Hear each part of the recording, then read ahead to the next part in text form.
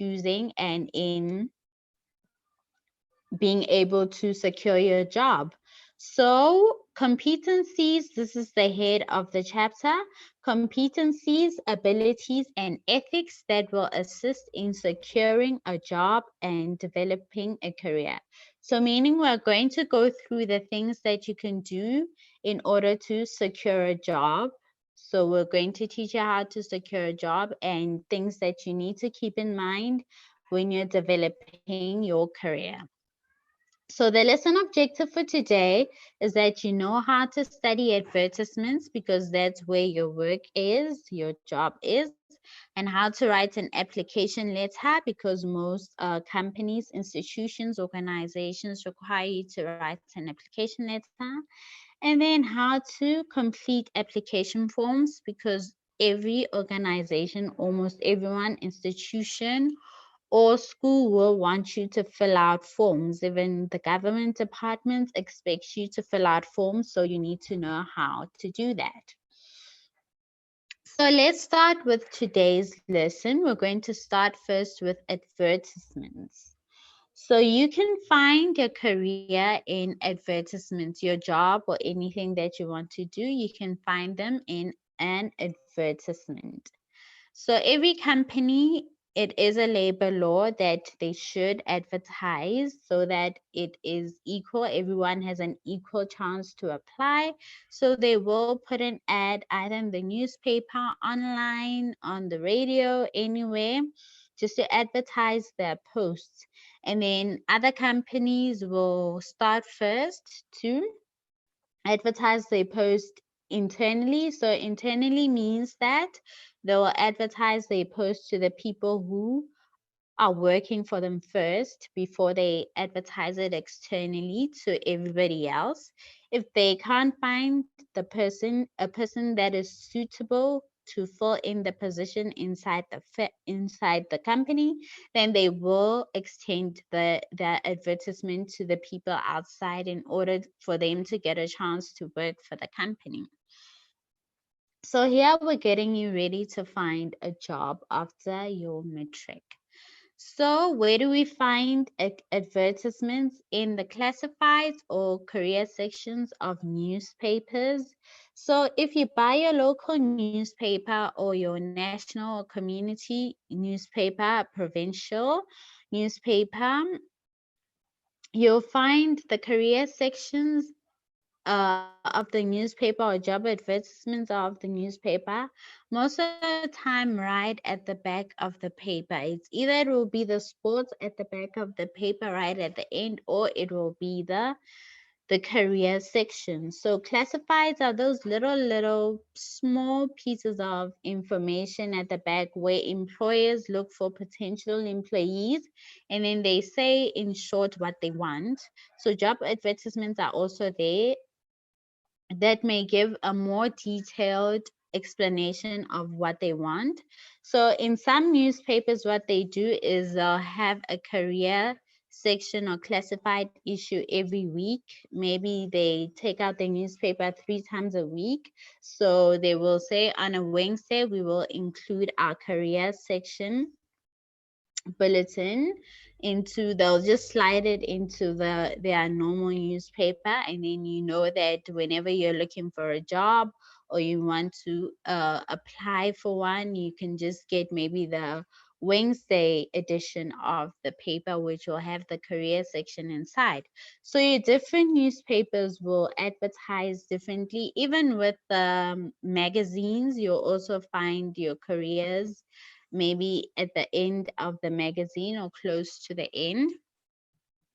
Usually they'll have recipes at the back and games to play, but they'll also have your job advertisements at the back. And then on the internet, there are companies that will advertise on the internet. This is your third bullet point. So on the internet, a lot of companies do expect you to even fill out forms, application letters, and apply for the job even online. So where you advertise it, maybe they will have a link where you can apply for the job directly to the company, or they'll advertise it through an agency, and then that agency will have a link to the company, and then they will have forms maybe online that you need to complete, and then that is a process that they'll take you through before they actually contact you physically or ask you to come and meet them. They will have gone through your CV on the net. So you can also find a job through agencies. A lot of agencies are on the internet. They'll ask you to give them your email address. Then you can give them your email address, and then they'll tell you that they'll give you notifications every time there are jobs that are related to you. Then they'll give you notifications and tell you that this is the new these are the new jobs that are available. So let's say they'll even have a portal to just make sure that there are jobs that are suitable for you. So maybe when you sign up with them, you'll say, I have a beacon and I'm looking for a job that has something to do with accounting, finances, and auditing. Then they'll narrow the results for you. And then whenever there's an accounting firm or an auditing firm or finance firm that is looking for a job, they'll give you a notification, and then you'll be able to apply for a job in that way. And then fourth bullet point on bulletins, on notice boards, and in shop windows. So when you're busy shopping, going at malls, some companies will write there, will put up a notice board and say, we're hiring, you can drop your CV. And then on notice boards, public notice boards, public hospitals, public buildings, the labor building, most of the time, the library. Like I saw a few career post job opportunities on a library pin boards. So notice boards, even company notice boards, they will have some jobs on them. And then some departments release bulletins. I know the Department of Education also has like a careers bulletin where they advertise posts that you can apply to. So these are the different places where you can find advertisements to look for your jobs in. So these are the different places that you can go to after your matric, that you can actually go and look for jobs in. Obviously, you won't wait until the very last day. You'll start applying maybe well within the year, and then just so that you are an early bird. And then very important on this slide is your application letter. So almost every company right now is expecting you to write them an application letter. Some of them will ask you to write a motivation letter, and they're basically asking for you to motivate why you want to be part of the firm. But an application letter might also be so that the company has something in short. It's like a summary of you telling them why you want to work there, and telling them about your experiences, and giving them your referees. And basically, they're going to see whether you're suitable for the position or not. They will catch the first glimpse of who you're about on your application letter. So when you apply for a bursary, a place at university, or a job, you usually have to fill in an application form or write an application letter. So almost every institution, organization, or workplace right now will expect you to write an application letter. Even your bursaries or your scholarships, they will expect you to write an application letter. So your application letter needs to be a short one-page one. So you're not gonna give them like 5 pages. It's not an essay and it's not a book. So you're just going to be straight to the point and give them a page.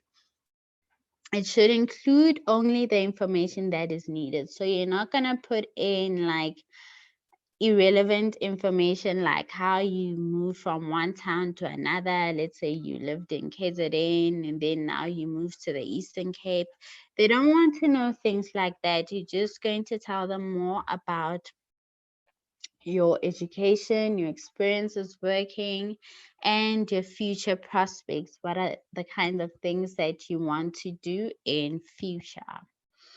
So the slide now, complete application forms properly. So this is about completing your application forms properly. If you don't do this, they might not receive the correct information about you, or they might just throw your application away because it's not comprehensive, and you're not giving them all the information that they need. So many companies and higher learning institutions require you to fill in application forms. So these are the points that you need to keep in mind when you fill in your application forms.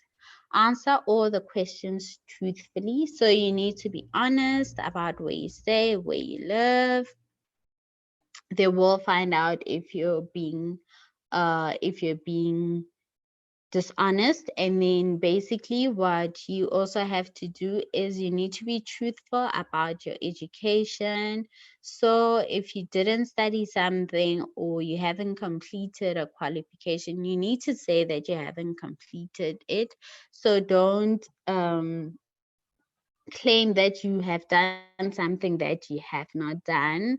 For instance, if you know you have a 3-year diploma and you're missing subjects to complete it, you're not gonna write there that you are a technician. You're just gonna write there that you have studied a few subjects towards being a technician, and you must clearly stipulate that you haven't yet completed the qualification. So about where you stay, your experiences, where you've worked. If you haven't worked at a place, don't claim to have worked there, because they will find out. They might give them a call, and you might get found out that you're being dishonest. So always answer truthfully to all the questions that you're being asked in your application form. If you do not fill the form in correctly or forget to answer all the questions, you will not get the position. So have a checklist for yourself. A lot of times they do have checklists now, where, let's say, they'll write ID, they'll leave you a little box there. You'll tick that you've entered your ID, that you've given your matric certificate, that you have given your qualifications, that you've maybe added a copy of your passport or of your driver's license or your learners. So do have a checklist and check whether you've given them everything. And then, because busy administrative staff reject incomplete forms. So they're busy, they don't have time to call you back and say, oh, you've forgotten to give us your ID, or you've forgotten to tell us whether you have a driver's license or not. So you need to put in all the information that you need to give to them, so that you will be able to get the job that you want to get. And then when writing an application letter, always, so these are the things that you always need to do when you're writing your application letter. So when you write your application letter, give the reference number of the advert to which you're applying.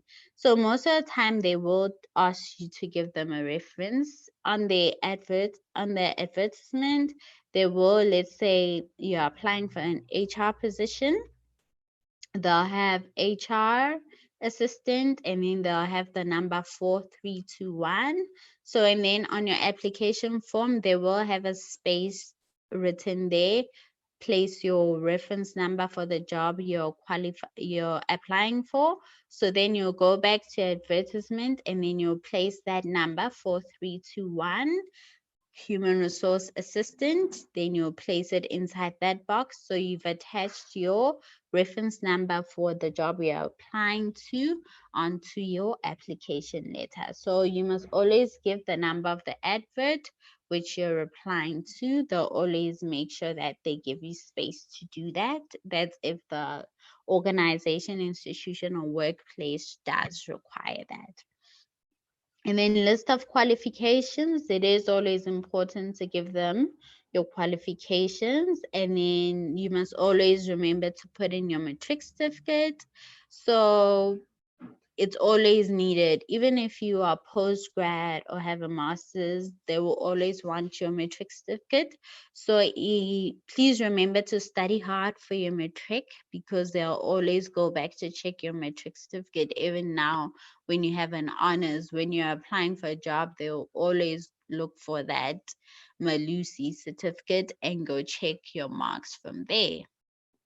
So it's always your matric certificate and the qualifications that you have. And then third bullet point, briefly explain the skills that you can offer relating to this information, specifically relating this information specifically to the job for which you are applying. So you're going to explain to them what you can do for the company. So let's say you study administration. Maybe you're an administrator. You're a clerk. You're going to tell them that I can offer the skill of answering the telephone, reading your emails, replying to emails, filing, being front desk, receiving the guests, taking them to the right location in the company, maybe giving them the correct instructions, organizing meetings, booking the boardroom, taking minutes. So these are the skills that you have. Maybe you've gotten them from your previous company or from where you were volunteering. Because I know that you're at school now, so you haven't yet worked for a company. So maybe some of you have, but I know a lot of you might not have worked for a company yet. So we are going to go through what you need to do if you don't yet have experience, but you are going to briefly explain to them what skills you can offer the company and make sure that it is what they're asking for. So if your experience is in admin, then what you're going to do is you're going to give them the skills that you have. They're going to match your admin job that they're asking you to do. So if you have skills in engineering and it's an admin post, obviously your skills are not going to match that of the post. So remember to apply for the job that you're qualified and that you have experience in. So say why you're suitable for the job, which is bullet point number 4. So this is like motivating why they should hire you. So I think your skills will speak for themselves and your experience will also speak for itself in saying why you're suitable for the job. Or you can leave a portion in your curriculum vitae, or in they'll leave a space for you on your application letter where you will motivate and tell them why you are the best candidate for the job or why you believe you should have the job. And then the fifth bullet point, 1, 2, 3, 4, 5, use a computer to type your letter or write very clearly and neatly. So these days, companies will only receive typed letters. So try to type a letter. If you don't have a laptop or a computer, you can go to an internet cafe. If you don't have money to spend on an internet cafe, I know that local libraries now have computers. I know my local library has computers where you can go and ask maybe to sit there and to type your letter. There are always computers that are reserved for typing your letters, and some libraries also have internet access, maybe where you can surf the net and look for your next job opportunities instead of sitting there and surfing the net for your favorite movies or series that you can watch. So basically, what you'll do is you'll surf the net for looking for a job and you'll spend some time in the library typing out your letters. And then post, email, or SMS your application well before the due date. So if you find out that there is a job opportunity somewhere and maybe the due date is on, let's say, on Friday. So don't leave it until Friday to complete it. So try to gather your CV as soon as possible, gather your qualifications, and just make sure you send your application well in advance. Don't wait for last minute in order to submit your application. You do want them to get your application first. So this slide, read application instructions carefully. So it is important to read your application instructions carefully so that you can meet the requirements that they're asking you to do.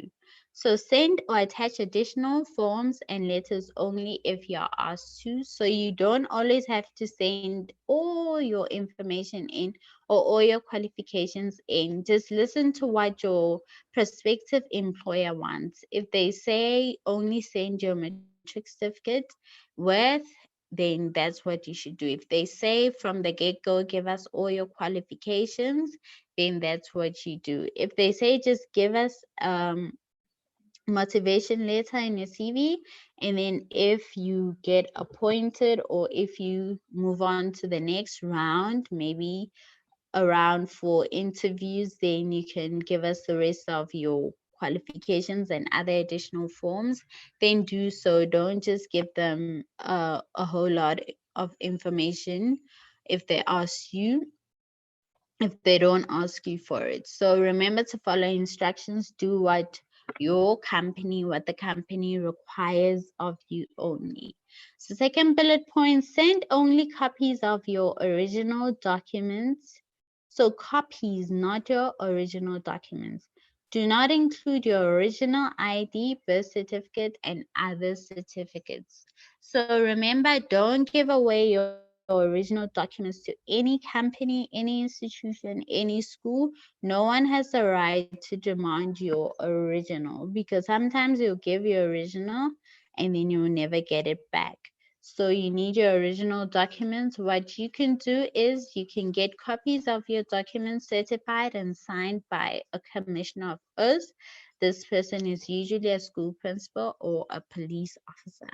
So what you do is you go to your local library or your internet cafe, or if you are lucky enough to have a printer and a photocopy machine in your home, then you can make copies of your original documents, then take the copies to the police station to get them certified. Remember, you need to take your originals with, because what the police officer will do is that they'll check your original and then they'll be able to say whether your copies correlate with they can check whether they are authentic, whether your documents are authentic or not. So yes, moving on to the next slide, writing and building a CV. So this is about how you're going to write and how you're going to build your CV. A curriculum vitae or a resume, same thing, 2 words for the same thing, is a summary or short version of your career experience, qualifications, skills, and abilities. So it's what you've done already, it's what you've studied for, and what you can do. It tells future employers and training institutions more about you so they get to know you in brief, formal, and business-like ways. So it's brief, but it's not informal. You're still writing formally because it is a company that you're writing to, or an organization or an institution. It's not your friend that you're writing to. So you don't write like you're texting your friend. You write in a formal manner, and you're writing in a business-like way, meaning you're using formal language too. You're using full grammar and proper English like you do in your English class. So human resource administrators mainly want to see how your CV relates to the job requirements. So human resource Managers or administrators are the people who are responsible for hiring and firing. Usually in companies, every company will have, every good company or every reliable company, I think, will have a human resource department that will be responsible for hiring and firing. And they are the ones who will advertise the post, and they are the ones who will take in your CVs, and they are the ones who will check whether you are qualifying to complete the job or whether you're the best candidate for the job. So they want to see how your CV relates to your job requirements. So whether you are a good match for what they are asking for. So always highlight how you qualify for the requirements in the advert. So your CV should be, when they look at your CV, they should see that you are a match for what they want. So if they don't see in your CV that you are a great match for what they want, then they're obviously not going to hire you. So put effort and care into your CV. So put effort and care into how you write your CV.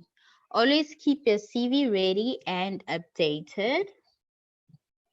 So basically what you're going to do is you're not going to wait until someone says they're hiring or there is a job opportunity for you to update your CV. When you're sitting at home doing nothing and you're bored, that is the time when you can use to update your CV. So after you've volunteered extra hours or for an extra 2 months, or now you've acquired a driver's license, or now you've added maybe a certificate, then you need to edit your CV as soon as possible. As soon as you get your drivers, you'll edit your CV and put there in your CV that you've got a drivers. As soon as you've completed maybe 4-week course, you go and put it in your CV. So you're not gonna wait for the last minute. You're not gonna wait until someone says we're hiring for you to now go and rush and update your CV. So always have your CV ready. This will also save time. Let's say the post is advertised today and it closes on Friday, then you will be able to just submit your CV. It will be ready and you won't have to submit it later on the last day. Second bullet point, testimonials and references are an important part of the application process. Have them ready. So your testimonials is maybe from your pastor, your previous employers, the organization that you worked at, whether it's an NGO or maybe a school principal or your teacher.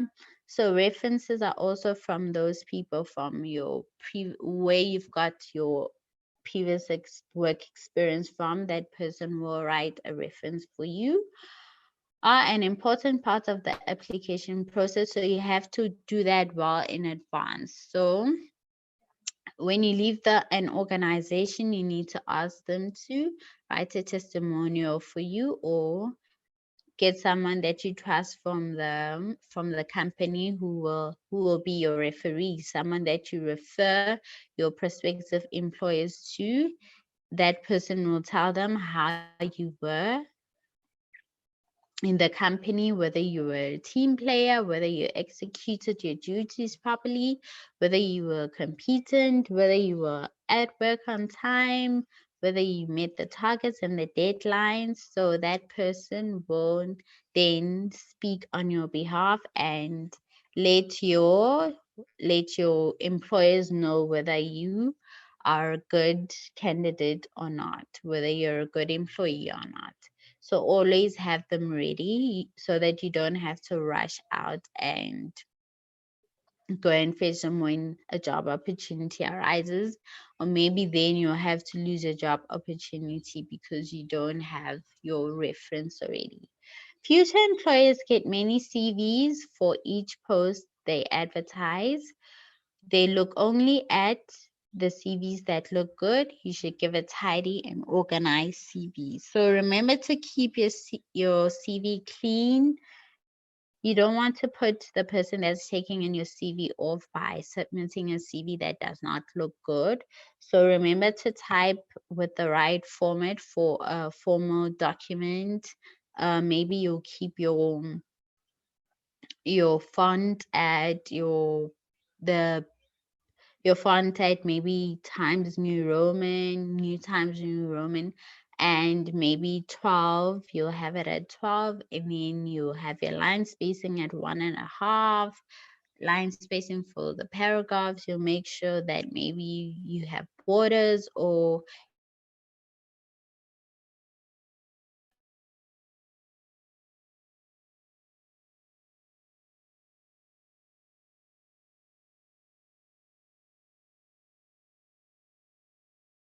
if you have no one wants to go through it, and it will put your HR administrators off.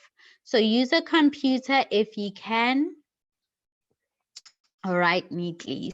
So it is best that you type it out. Like we said previously, you can go to your local library, internet cafe, or use your computer or your laptop if you have one, or your tablet to type out your CV. And if you really, really can't, then write it out neatly with your best handwriting so that it is legible and that the person who's reading your CV does not have a problem reading your handwriting. If they do, they will throw it away.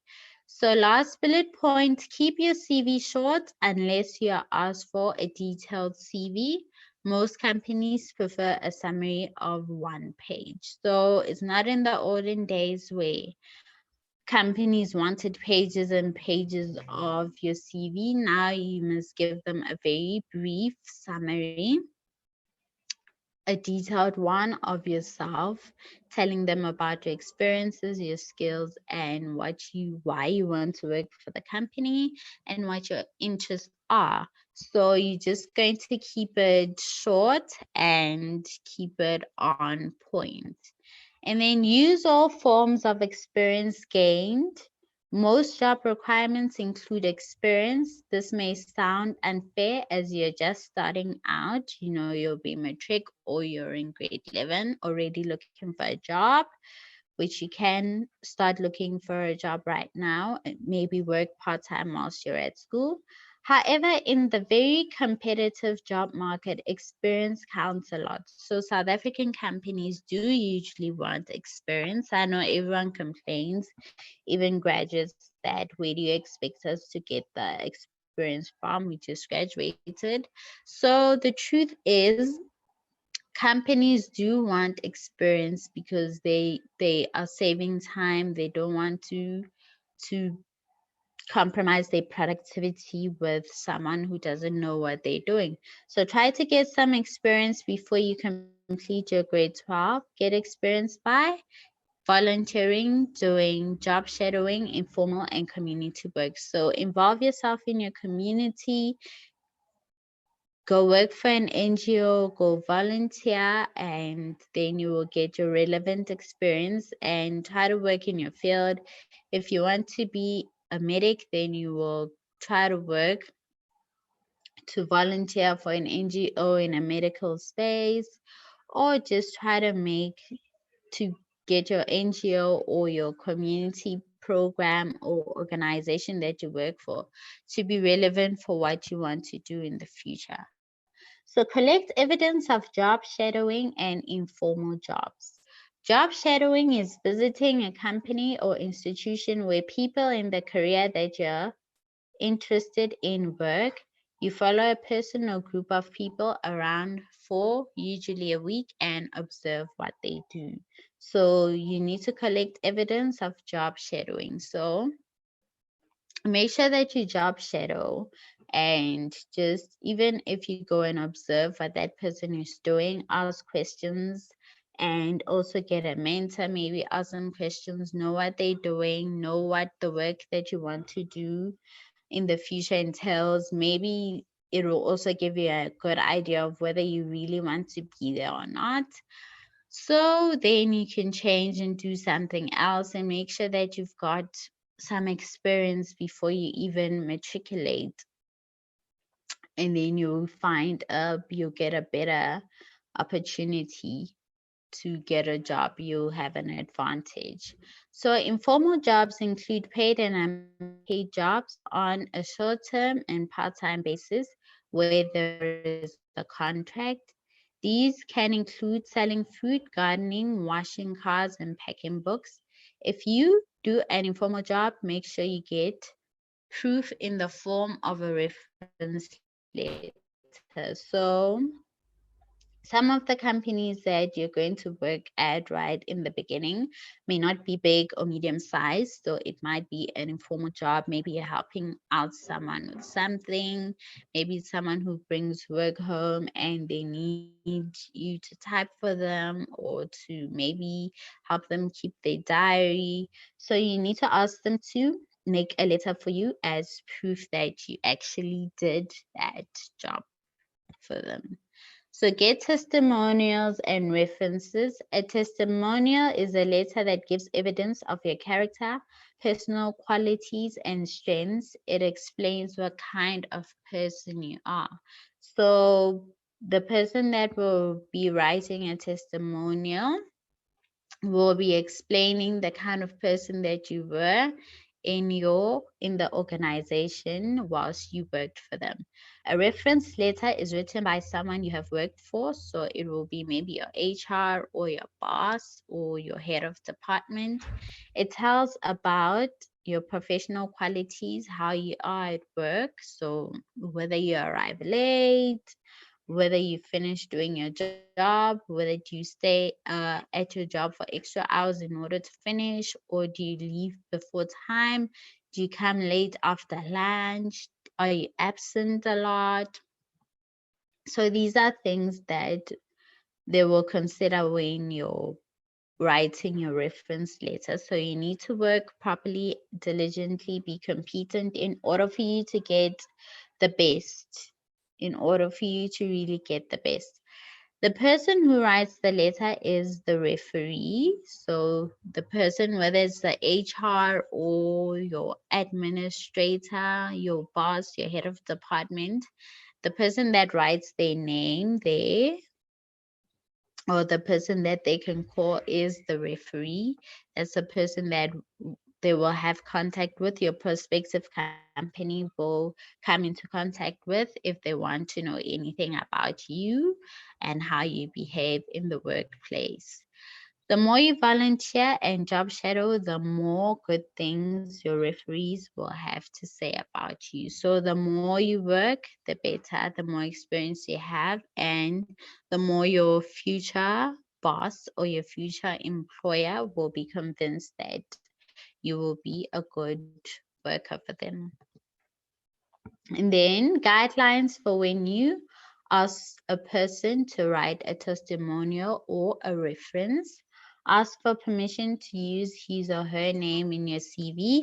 So don't use a name of someone in the CV, in your CV as a referee or a reference if they don't know that you're doing it. You don't want them to be surprised when your prospective company or the company that you're applying for calls them to ask them about you.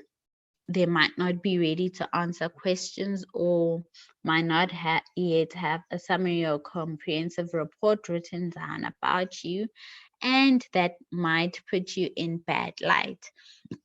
So ask for permission first, and then you can put that person's name in the reference, in your references. Give the person enough time to do the task. So give the person enough time to write a good summary about you or the job that you've done, just to put your information together so that they can project you well as the person. Thank the person when he or she has completed the task. So be grateful, say thank you. Don't act like they owe you that. You know, you have been working there for a while, but it always does take an extra effort for someone to put in their time and do something for you, like write your testimonial or a reference letter. So be grateful. Not a lot of people get that. Some companies will refuse depending on what happened when you were with them. So be grateful. Warn them that they may be contacted to answer questions about you. So when you've applied, you can tell your referee or the person that wrote your testimonial that they must expect a call. So maybe even when they're giving you the reference letter or they're writing a testimonial, let them know that you will be using it to apply for other jobs and that they must be ready to give your prospective company information if they need it. So your turn, the activity will be to tell me how you complete forms properly. We did do a section on it. So you're just going to briefly tell me to what you need to do in order to complete your forms properly. So this is just for your understanding. You will check what you want to do and I won't be taking it in. You must just make sure you do it for your own understanding. And then the summary for today, you can learn and do certain things that will help you to get a job and develop a career, like volunteering, job shadowing, learning how to write properly, your CV properly, which is what we did today. Study advertisements in newspapers, on the internet, on notice boards, and on the radio. These are places that you can get your job, where you can read your job advertisements and where you can read about your job opportunities. Write an application letter for a place at university or for a job. So today we've learned about how to write your application letter or the guidelines, what you need to do. So complete application forms for a job or higher education learning institutions. We know that we need to complete our forms in full and correctly. Build your curriculum the type by gaining experience, getting testimonials or reference letters, and giving evidence of job shadowing and informal jobs. You're just gonna put everything in your curriculum vitae, your qualifications from a trick to your job experience and your references. And remember to respond in a way that they ask you to. Remember to do what your prospective employer wants you to do. If they only expect your matric certificate and want you to give other letters at another time, then that is what you do. And then learn how to manage meetings and projects, understand the role of the chairperson and how to take minutes apply to your leadership skills, draw up action and use your problem solving and communication. I think this is part of what we're going to do tomorrow. So yes, that is your summary. And then, yes, please join me for the next class, which is tomorrow at 3 o'clock, and we will be continuing with chapter 13. We will be doing unit 2. So for more information, contact Africa Teen Gigs and follow us at African Teen Gigs on all social media platforms. And please do email me liziga@yahoo.com, so you can reach me over there and you can speak to me about anything that you want to know with regards to LO. So thank you very much for listening to me today. Thank you very much. It was good to see you and to speak to you. So thank you. That is it for today.